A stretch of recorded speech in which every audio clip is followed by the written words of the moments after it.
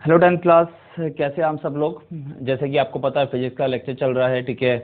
और इसमें आपके 2 से 3 लेक्चर हो भी चुके हैं, ठीक है।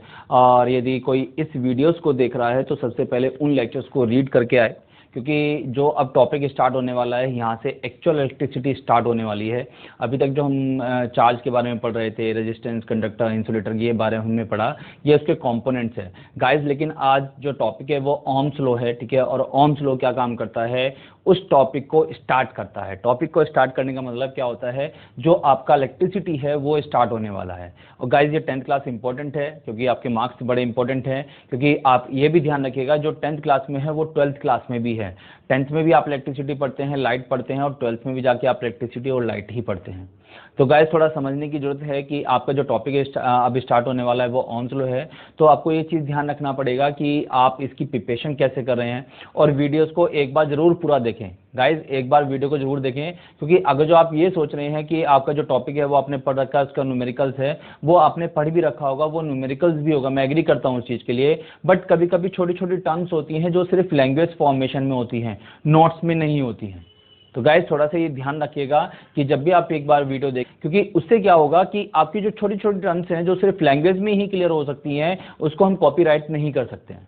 ओके गाइस, चलिए आज का जो टॉपिक है वो हमारा ओम्स लॉ है।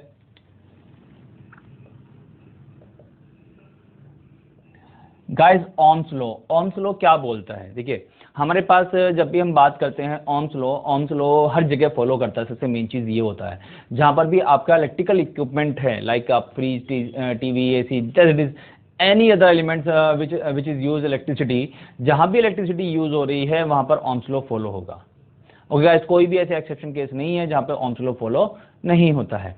तो गाइस समझ लेते हैं ओम्स लॉ क्या बोलता है। ओम्स लॉ बोलता है कि आपका जो पोटेंशियल होता है, ठीक है, जो आपका वोल्टेज पोटेंशियल होता है वो आपके करंट के डायरेक्टली प्रोपोर्शनल होता है, ठीक है। ओम्स लॉ क्या बोलता है, जो आपका V है वो डायरेक्टली प्रोपोर्शनल है करंट के I के। जब आपको ये भी पता है यदि कोई चीज डायरेक्टली प्रोपोर्शनल होती है और आप इजिकल टू का साइन लेके आते हैं, तो उस कंडीशन में आपका एक कांस्टेंट वैल्यू होता है जो कि V is equal to I R हो जाएगा, जहां पे R आपका क्या होगा, कांस्टेंट। तो ओम्स ने क्या बोला, ओम्स ने बोला किसी भी सब्जेक्ट का या किसी भी ऑब्जेक्ट का जो पोटेंशियल है वो आपकी करंट के डायरेक्टली प्रोपोर्शनल होता है। तो कहने का मतलब क्या होता है, डायरेक्टली प्रोपोर्शनल का मतलब क्या है, यदि कहीं पर आप वोल्टेज पोटेंशियल इंक्रीज कर रहे हैं तो आपकी करंट की वैल्यू भी इंक्रीज होगी, यदि कहीं पर आप पोटेंशियल डिक्रीज कर रहे हैं तो उस कंडीशन में आपकी करंट की वैल्यू भी डिक्रीज होगी। तो ओम्स लॉ क्या बोलता है, ये सिंपली बोलता है कि there potential is directly proportional to the current, there V is equal to I R, where R is equal to constant, that is Ohm's law. इसके अलावा कुछ नहीं है ओम्स लॉ में।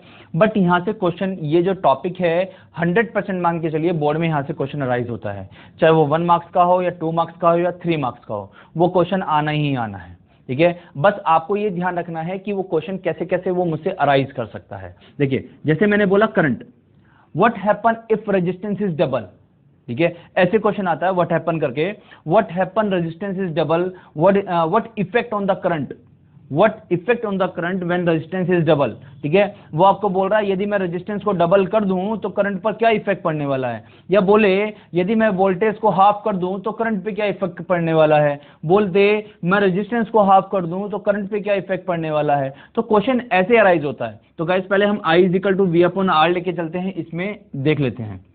गाइस देखिए जो I है वो हमारा इनवर्सली प्रोपोर्शनल है रेजिस्टेंस के, और I जो है वो डायरेक्टली प्रोपोर्शनल है V के। इनवर्सली का मतलब क्या होता है, निगेटिव। इनवर्सली का मतलब होता है निगेटिव, डायरेक्टली मतलब होता है पॉजिटिव। निगेटिव पॉजिटिव का मतलब समझिए। अब यदि उसने मुझसे बोला what happen if resistance is double, उसने बोला रेजिस्टेंस को इंक्रीज किया है, तो मैं क्या करूंगा, करंट को डिक्रीज करूंगा, ठीक है। उसने बोला if resistance is 2R, resistance को डबल कर दिया, then current decrease. Okay guys, जो करंट होगा वो डिक्रीज हो जाएगा। अब यदि मैं बोलूं कि रेजिस्टेंस को डबल कर दिया तो करंट में क्या इफेक्ट हुआ, डिक्रीज होगा, पोटेंशियल तो वही रहने वाला है। पोटेंशियल में तो चेंज नहीं होने वाला। अच्छा, रेजिस्टेंस को डबल करने पर करंट क्या हुआ, डिक्रीज। तो आपको ये चीज समझना पड़ेगा, यदि मैं रेजिस्टेंस को डबल कर दूं तो करंट डिक्रीज होगा, और यदि मैं रेजिस्टेंस को हाफ कर दूं, यदि मैं रेजिस्टेंस को हाफ कर दूं तो क्या होगा, क्या होगा गाइस, डबल हो जाएगा। जैसे मैंने यहां पे आई जो आपने बोला डिक्रीज, डिक्रीज कितना, हाफ। रेजिस्टेंस को डबल किया तो करंट हाफ हो जाएगा, डिक्रीज हो जाएगा। यदि रेजिस्टेंस को मैंने हाफ किया तो जो आई है वो इंक्रीज हो जाएगा, कितना हो जाएगा, डबल हो जाएगा। ओके गाइस, थोड़ा ध्यान रखना है, ठीक है। यदि मैं रेजिस्टेंस को डबल कर दूं, देखिए गाइस कैसे होता है। यदि मैंने बोला मेरे पास I is equal to V upon R है, और मैंने बोला रेजिस्टेंस को डबल कर दिया, I is equal to V upon 2R कर दिया, what is the value of, what is the effect on current. यदि मैं बात करूं इस करंट में और इस करंट में क्या इफेक्ट होगा, मान लीजिए I1 है, ये I2 है, इन दोनों में क्या चेंज होगा, तो ये जो है 2 एक्स्ट्रा आ रहा है और वो भी नीचे की तरफ आ रहा है, तो ये करंट की वैल्यू को डिक्रीज कर देगा, ठीक है। और यदि मैंने बोल दिया रेजिस्टेंस को हाफ कर दिया, ठीक है, यदि मैंने बोल दिया रेजिस्टेंस जो R था वो मैंने R/2 कर दिया, जब R/2 कर दिया तो जब मैं I2 निकालूंगा तो 2 ऊपर मल्टीप्लाई हो जाएगा, 2V अपॉन R। तो इस कंडीशन पे जो आपका करंट है वो डबल हो गया। तो गाइस थोड़ा सा समझने की जरूरत है, ठीक है। इस फॉर्मूले से यदि मैं रेजिस्टेंस को डबल करूंगा तो करंट हाफ होगा, और हाफ करूंगा तो डबल होगा। यदि मैं 4 टाइम करूंगा तो आपका जो करंट है लेस ऑफ 4 टाइम हो जाएगा। यदि मैं इसको 1/4 करूंगा तो ये करंट जो है वो 4th टाइम हो जाएगा। तो गाइस थोड़ा समझने की जरूरत है कि क्वेश्चन को हम कैसे उसको रिप्रेजेंट कर सकते हैं। ओके गाइस, चलिए अभी जैसे मैंने आपको बोला I is equal to V upon R. अब यही इसी में जैसे अभी आपने बोला I is equal to V upon R, मैं बोलूं मैं पोटेंशियल को डबल करूंगा तो करंट भी डबल होगा, पोटेंशियल को हाफ करूंगा तो करंट भी हाफ होगा। क्यों, क्योंकि वो डायरेक्टली प्रोपोर्शनल है। ओके गाइस, तो डायरेक्टली आपको समझ में आ गया होगा कि I और V और R में कैसे रिलेशन चलना है। What effect on, suppose that मैंने आप क्वेश्चन लिखा, what effect on the current when resistance is halved, what effect on the current when resistance is half, then the current value will be doubled। Current की value कैसी हो जाएगी, double हो जाएगी। आप सब क्लियर होगा गाइस। चलिए अब यदि यहां पर आपसे क्वेश्चन पूछ लिया जाए रेजिस्टेंस के लिए, what is the effect of resistance, ठीक है। मैंने क्या बोला, R is equal to V upon I, ठीक है। तो यहां पर ही आपको पता है R जो है वो इनवर्सली प्रोपोर्शनल है और डायरेक्टली प्रोपोर्शनल है V के। यदि मैं रेजिस्टेंस को डबल करूंगा, सॉरी, यदि मैं वोल्टेज को डबल करूंगा तो रेजिस्टेंस भी डबल हो जाएगा और करंट हाफ हो जाएगा। गाइस क्लियर है। यदि मैंने बोला, यदि मैंने रेजिस्टेंस को, वोल्टेज को डबल किया तो रेजिस्टेंस डबल हो जाएगा, यदि मैंने करंट को डबल किया तो रेजिस्टेंस हाफ हो जाएगा। गाइस क्लियर है ना, यदि मैंने इसको डबल किया तो ये हाफ हो जाएगा। आपको क्लियर होगा, ठीक है। यदि किसी को दिक्कत है तो मुझे कमेंट सेक्शन में डाल सकता है, वो पूछ सकता है। ओके गाइस, चलिए अब ओम्स लॉ से रिगार्डिंग ही कुछ बात करेंगे, ठीक है। ओम्स लॉ, क्योंकि ओम्स लॉ सिर्फ इतने पे खत्म नहीं होता है, ओम्स लॉ पे बहुत चीजें हैं जो काम करने वाली हैं, ठीक है। अब ओम्स लॉ कहां कहां पर वर्क करता है, ओम्स लॉ वर्क करता है पोटेंशियल डिफरेंस पर, ठीक है। जहां पर गाइस आपका पोटेंशियल होगा, जहां पर आपका वोल्टेज होगा, वहां पर ओम्स लॉ अप्लाई होगा, ठीक है। जहां पर रेजिस्टेंस होगा वहां पर आपका ओम्स लॉ अप्लाई होगा, जहां पर आपका करंट होगा वहां पर आपका ओम्स लॉ अप्लाई होगा। तो मेनली 2 रीजन आते हैं जहां पर ओम्स लॉ अप्लाई होता है, ठीक है। क्या होगा, जहां पे आपका पोटेंशियल होगा, ठीक है, जहां पर आपका पोटेंशियल होगा वहां पर आपका ओम्स लॉ अप्लाई होगा। दूसरा, जहां पे आपका रेजिस्टेंस होगा, ठीक है। पोटेंशियल को हम वोल्टेज भी बोलते हैं गाइस, ठीक है। तो गाइस क्लियर है क्या, आपको क्या करना है, जहां ओम्स लॉ कहां पर अप्लाई होगा, क्वेश्चन अराइज हो सकता है कि ओम्स लॉ किस कंडीशन पे अप्लाई होता है, किस जगह पर अप्लाई होता है। तो ओम्स लॉ वहीं पर अप्लाई होता है जहां पर आपका पोटेंशियल वोल्टेज होगा, और दूसरा जहां पर आपका सर्किट का रेजिस्टेंस होगा। ओके गाइस, अब तो क्लियर होगा। चलिए आगे चलते हैं। चलिए गाइस, जैसे आपने, मैंने अभी बताया कि रेजिस्टेंस, ठीक है। आपने क्या बोला, रेजिस्टेंस की हमने बात की थी, सिंपल मैंने R is equal to V upon I directly formula बताया आपको। अब थोड़ा सा उसको डिटेल में पढ़ लेते हैं। R is equal to V upon I. Resistance क्या है? रेजिस्टेंस एक अपोज करने वाला इक्विपमेंट है जो आपका करंट का अपोज करता है। क्यों? क्योंकि वो इनवर्सली प्रोपोर्शनल है। R is equal to V upon I. आप डायरेक्टली बोल सकते हैं रेजिस्टेंस क्या होता है? रेजिस्टेंस आपके करंट का अपोज करता है, ठीक है, आपकी करंट की वैल्यू को फ्लो होने से रोक लेता है, ठीक है, उसको हम रेजिस्टेंस बोलते हैं। या आप बोल सकते हैं the ratio between the potential and the current is called the resistance, ठीक है। ये सिंपल लैंग्वेज है कि आपका रेजिस्टेंस क्या काम करता है? अपोज करता है किसका? करंट का। लिख देता हूं, करंट अपोज क्या काम करता है? करंट का अपोज करता है। अब गाइस थोड़ा सा ध्यान रखिए, ठीक है। अब बात आती है कि रेजिस्टेंस किस किस चीज पे डिपेंड करता है। रेजिस्टेंस एक तो वोल्टेज पे डिपेंड करता है और एक करंट पे डिपेंड करता है। ये तो सिंपली करता ही करता है, ठीक है। रेजिस्टेंस जो करता है वो वोल्टेज पे और करंट पे डिपेंड करता है, लेकिन इसके अलावा भी कुछ चीजें हैं जहां पर रेजिस्टेंस डिपेंड करता है, ठीक है। अब क्या यहाँ पे पूछा जाता है what effect on the resistance when length is increased, thickness is increased, area will be increased, ठीक है, टेम्परेचर विल बी इंक्रीज। तो ऐसी कुछ कंडीशंस हैं जहां पर रेजिस्टेंस आपके एक्सटर्नली इफेक्ट या आपने जो इक्विपमेंट यूज किया है उस पर डिपेंड करता है, ठीक है। सबसे पहले बात करते हैं जो रेजिस्टेंस है वो लेंथ पे डिपेंड करता है।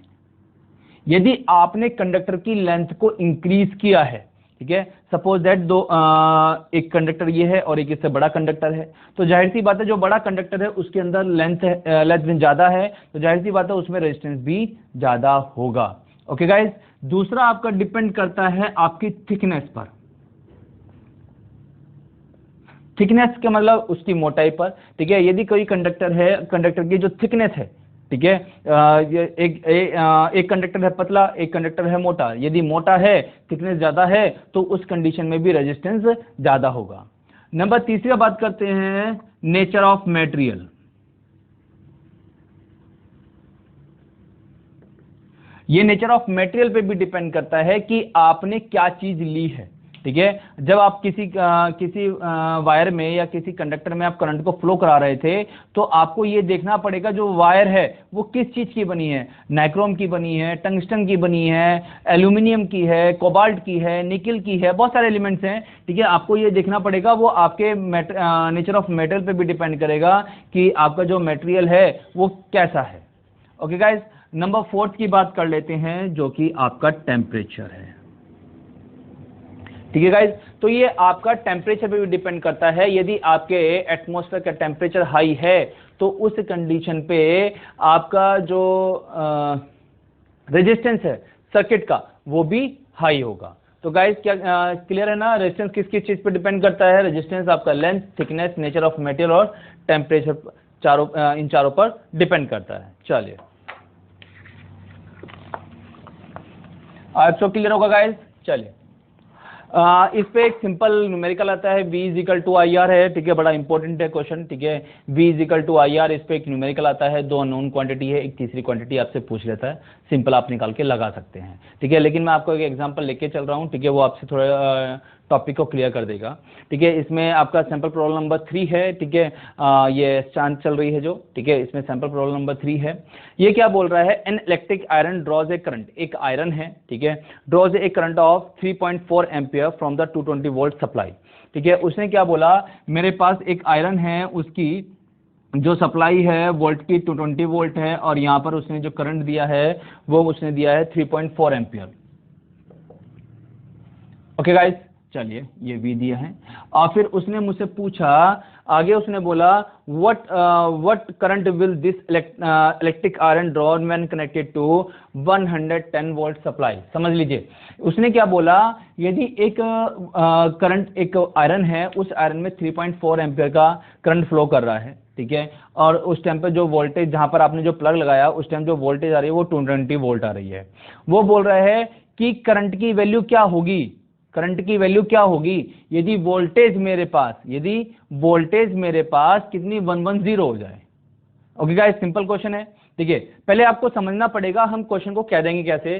सबसे पहले आप इसमें देखिए क्या क्या चेंज हो रहा है। करंट की वैल्यू चेंज होगा, वोल्टेज चेंज होगा। अभी V इजिकल टू या आई आर से हमने क्या पढ़ा, R जो होता है वो कांस्टेंट होता है, रेजिस्टेंस कांस्टेंट होता है। तो सबसे पहले जो आपका आयरन है, सबसे पहले उसका रेजिस्टेंस निकाल लीजिए, ठीक है। अब जैसे v is equal to v दिया है, i दिया है, मैं डायरेक्टली फॉर्मूला यूज करूंगा v is equal to I R. ठीक है, मुझे v दिया है 220 अपॉन i हो गया 3.4 इंटू आर। यहां से r निकालूंगा जो कि 220 अपॉन 3.4, पॉइंट हटा के ये 10 हो जाएगा। यहां पे मैं रेजिस्टेंस निकालूंगा जो कि रेजिस्टेंस मेरे पास डिवाइड करके आएगा 64.7। ओके गाइस, आप इसको डिवाइड कर लेंगे, ठीक है, आंसर पता लग जाएगा 64.7 ओम है। ठीक है, v दिया है, i दिया है, v is equal to I R से r निकल गया। अच्छा, अब क्या करना है, उसने बोला आपको जो वोल्टेज है वो 110 का वोल्ट का सप्लाई लेना है। ठीक है, जब आपको 110 वोल्ट का सप्लाई लेना है, दोबारा से v इज इक्वल टू कितना हो गया 110, r तो कांस्टेंट है जो कि 64.7 है। ठीक है, और वो आपसे क्या पूछ रहा है, वो आपसे i पूछ रहा है, तो i इज इक्वल टू क्या हो जाएगा v अपॉन r हो जाएगा। v कितना है 110, ये 64.7 आ जाएगा। ठीक है, अब आप क्या करेंगे, इसको डिवाइड कर देंगे, डिवाइड करने के बाद ये आ रहा है 1.7 एम्पियर। गाइस यूनिट लिखना बड़ा इंपॉर्टेंट है, गाइस यूनिट लिखना बड़ा इंपॉर्टेंट है। चलिए एक चीज छूट गई, अभी डिस्कस करते हैं। तो i is equal to v upon r 110 64.7 1.7 ampere. Guys अभी हमने पढ़ा रेजिस्टेंस। ठीक है, जो रेजिस्टेंस की यूनिट होती है वो होती है ओम्स। ठीक है, उसको हम ऐसे डिनोट करते हैं। ओके गाइस, ठीक है, यूनिट किसकी है, रेजिस्टेंस की। तो यहां पर जो रेजिस्टेंस 64.7 ओम, ठीक है, ये ओम का साइन है। ठीक है, ओम्स का। ठीक है, तो आपको ध्यान रखना पड़ेगा कि रेजिस्टेंस का जब भी क्वेश्चन आएगा तो आपको उसका यूनिट ओम्स डिनोट करना पड़ेगा। Okay guys, I hope so कि क्लियर है कि यहां तक का टॉपिक। ठीक है, यदि न्यूमेरिकल है तो सिंपली आप ट्राई कर सकते हैं, सिंपल न्यूमेरिकल है। अभी जैसे गाइस हमने पढ़ा ओम्स लॉ, ओम्स लॉ के ऊपर ग्राफ भी बनाने के लिए आ जाता है कभी कभी। ठीक है, बहुत रेयर केस आता है लेकिन आ जाता है। ठीक है, हमने क्या पढ़ा, ओम्स लॉ क्या बोलता है, v is equal to I R. ठीक है, अब जो v है और i है वो एक दूसरे के डायरेक्टली प्रोपोर्शनल है। v और i एक दूसरे के डायरेक्टली प्रोपोर्शनल है, और इसमें आपको ग्राफ बनाने के लिए दे दिया जाता है कि v और i में ग्राफ बनाइए। v और i, जब कोई चीज किसी चीज के डायरेक्टली प्रोपोर्शनल होती है तो उस टाइम पे जो ग्राफ होता है वो हमेशा एक लीनियर लाइन होती है जो कि बिल्कुल बीच में से पास आउट होती है। आई होप तो क्लियर होगा गाइस। ठीक है, यही आपका आज का टॉपिक है। ठीक है, जो हम बात करते हैं ओम्स लॉ के लिए आपका थोड़ा सा न्यूमेरिकल है, v is equal to I R है, उसका ग्राफ है। ठीक है, थोड़ा सा और देखते हैं। ठीक है, चलिए, हम कंडक्टर पढ़ चुके हैं। कंडक्टर क्या होता है, जो आपका करंट को पास करता है उसको हम बोलते हैं कंडक्टर। ठीक है, कंडक्टर को हम दूसरी लैंग्वेज में भी बोल सकते हैं, जो कंडक्टर है विच हैव लो रेजिस्टेंस, जिसके पास रेजिस्टेंस लो होगा उसको हम क्या बोलने वाले हैं, कंडक्टर। फिर आपका आता है इंसुलेटर। ठीक है, हाई रेजिस्टेंस, जिसके पास हाई रेजिस्टेंस होगा उसको हम क्या बोलने वाले हैं, इंसुलेटर। लेकिन इन दोनों के बीच में भी एक चीज और है जिसको हम बोलते हैं रेसिस्टर। नया नाम है गाइस। ठीक है, रेसिस्टर। रेसिस्टर क्या होता है, जहां पर आपकी, ठीक है, जहां पर आपकी हाई रेजिस्टेंस वैल्यू होती है, जहां पर रेजिस्टेंस की वैल्यू हाई होती है। ठीक है, which have high, slightly high बोल सकते हैं, which have slightly high resistance.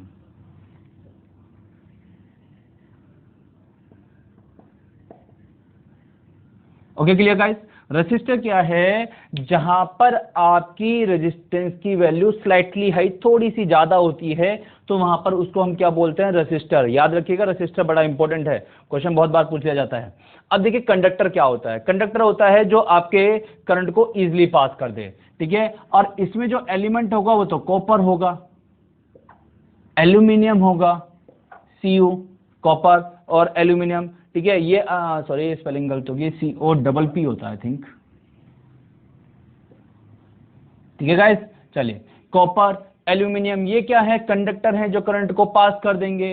Insulator जो करंट को पास नहीं करता, जिसका रेजिस्टेंस हाई होता है, जैसे वुड, ठीक है, ब्रिक्स, ठीक है, ये वो चीजें हैं जो आपके करंट को पास नहीं करते। लेकिन इसके अलावा जो रेसिस्टर है, रेसिस्टर क्या होता है, जहां पर आपकी रेजिस्टेंस की वैल्यू हाई है, जैसे कि इसमें जो एग्जांपल जाएगा वो नाइक्रोम,